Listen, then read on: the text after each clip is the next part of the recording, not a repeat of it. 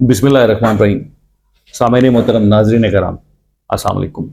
आज हम मेसोपोटामिया के न्यू बेबीलोन का एक बहुत ही अजीम बादशाह नेबुकदनेस्सर का जिक्र करेंगे कि जिसको हम बख्तनसर के नाम से भी जानते हैं। इसने जो पुरानी शान थी बेबीलोनिया स्टेट की, उसको न सिर्फ ये वापस लाया बल्कि इसमें और भी इजाफा किया। हमराबी के 1000 साल बाद नेबुकदनेस्सर जो है वो न्यू बेबीलोनिया का किंग बना। बाइबल में नेबुकदनेस्सर का जिक्र आता है डैनियल चैप्टर 2 में, और इसकी समरी कुछ यूं है कि बादशाह नेबुकदनेस्सर को एक ख्वाब आया, जिस ख्वाब की वजह से बहुत ज्यादा परेशान हुआ और वो चाहता था कि उसको उसकी ताबीर का इल्म हो, और उसके लिए उसने जितने भी ऐसे लोग थे जो ख्वाब की ताबीर बताने पर कुदरत रखते थे उसके मुताबिक वो बुतों को मानता था, और इस तरह के जादू टूने के ऊपर भी उसका बहुत बड़ा यकीन था, और माड्यूक खुदा को वो अपना खुदा मानता था। वो बहुत सारे और खुदाओं को भी खुदा मानता था। तो उसने जादूगरों को और दूसरे बहुत सारे लोगों को इकट्ठा किया और उनको ये कहा कि मुझे मेरी एक ख्वाब है जो मुझे तंग किए रखती है, तो उसकी मुझे ताबीर बताओ। लेकिन जितने भी लोग उसने बुलाए वो उसको ख्वाब की ताबीर नहीं बता सके। उसने अपने लोगों को हुक्म दिया कि आप जाओ हजरत दानियाल के पास और उन्हें कहो कि वो इस ख्वाब की ताबीर बताएं, और अगर वो ये ना बताएं तो उन्हें वहां पे कत्ल कर देना।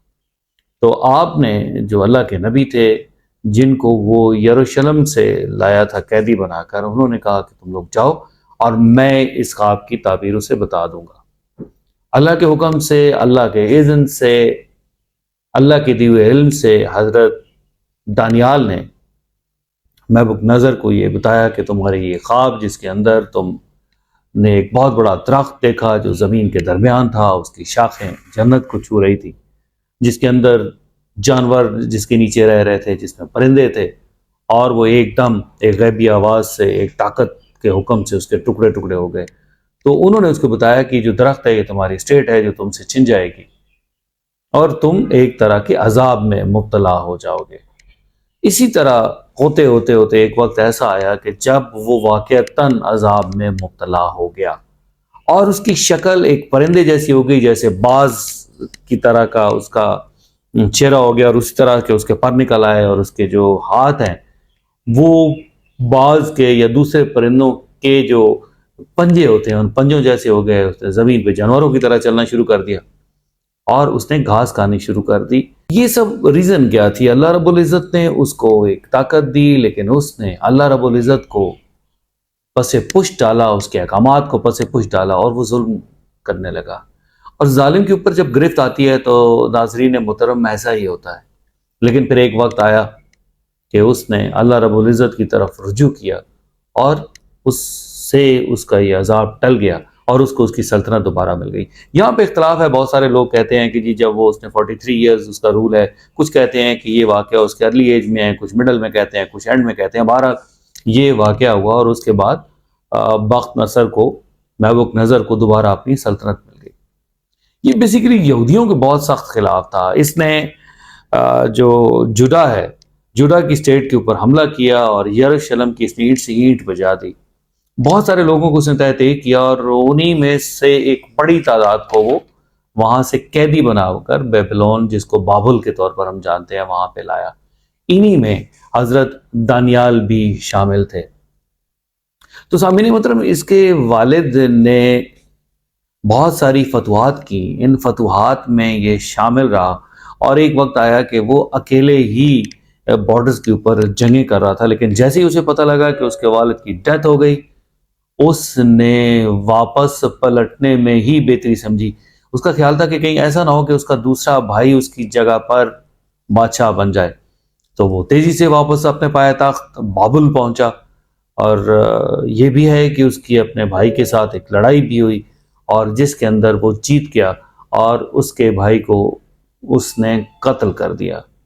अब अगर नेबुकदनेस्सर की हम शख्सियत के बारे में देखें तो इसकी शख्सियत डिफरेंट तरह की है। बाइबल में ये मिलता है कि वो एक जालिम था और जुल्म की वजह से उसके ऊपर अजाब आया, اور پھر اس نے اللہ کی طرف رجوع کیا۔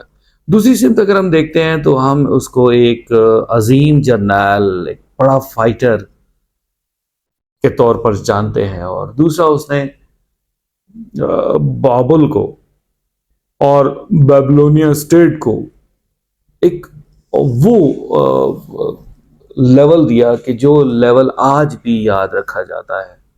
اس نے بہت ساری تعمیرات کی، اس نے نہریں کھدوائیں، اس نے راستے پکے کرائے، اس نے بہت ساری بلڈنگز بنوائیں۔ اسی طرح سے اس کے نام پہ ایک اور بھی بڑا کارنامہ جو آج بھی یاد رکھا جاتا ہے، وہ نیو جو بیبلونیا اور قدیم دور کے عجوبوں میں شامل ہوتا ہے، وہ ہے بابل کے باغات۔ سامعین محترم، یہ بابل کے باغات ہینگ نہیں تھے، لیکن اس طرح سے بنائے گئے تھے جیسے لگتا تھا کہ یہ باغات جو ہے یہ ہینگنگ باغات ہیں۔ اصل میں نبوکدنضر کی جو ملکہ تھی، وہ جس علاقے سے تھی، وہ بڑا سرسبز و شاداب تھا، اور چونکہ ادھر جو علاقہ تھا بابل، اس کے اندر اس طرح سے گرینری نہیں تھی، اور ملکہ اپنے وطن کو یاد کر کے پریشان ہوتی تھی۔ بادشاہ نے اپنی ملکہ کی خواہش کو پورا کرنے کے لیے یہ باغات بنائے، اور یہ اتنے خوبصورت بنائے کہ ایسے لگتا تھا کہ جیسے یہ ہینگڈ ہیں، یہ لٹک رہے ہیں کسی جگہ پہ، تو ان کو ہینگنگ گارڈن کے نام سے یاد کیا جاتا ہے، اور آج بھی اینشینٹ جو عجوبے ہیں ان میں ان کا شمار ہوتا ہے۔ تو یہ کچھ ایک ہلکا سا انٹروڈکشن تھا اس بادشاہ کا۔ اس بادشاہ نے بہت سارے کارنامے سر انجام دیے، اور 2 بار سامعین محترم میسوپوٹیمیا کا جو علاقہ ہے، اس میں 2 بار بابل کے تحت بیبلونیا اسٹیٹ اپنے عروج کو پہنچی۔ ایک وقت جو تھا وہ تھا ہیمورابی کا، جس نے اپنے دور کے اندر بڑے کام کیے، اور اس نے کوڈ آف کنڈکٹ دیے، اور جو دوسرا دور تھا یہ نبوکدنضر کا تھا۔